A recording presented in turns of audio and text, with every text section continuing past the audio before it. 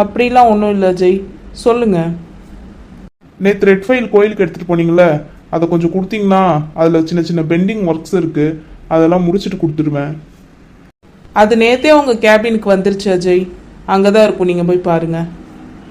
ஓ okay அஞ்சலி, நீங்கள் இன்னும் வச்சிருக்க மாட்டீங்கன்னு நான் நினச்சேன்.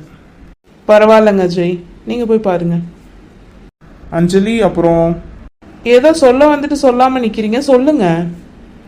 அஞ்சலி, ஆஃபீஸில் கொஞ்சம் தனியாக பேசுகிறதெல்லாம் நிறுத்திக்கோங்க. வேற யாராவது பார்த்தா உங்களை. யார் என்ன சொன்னால் எனக்கு என்ன அஜய்?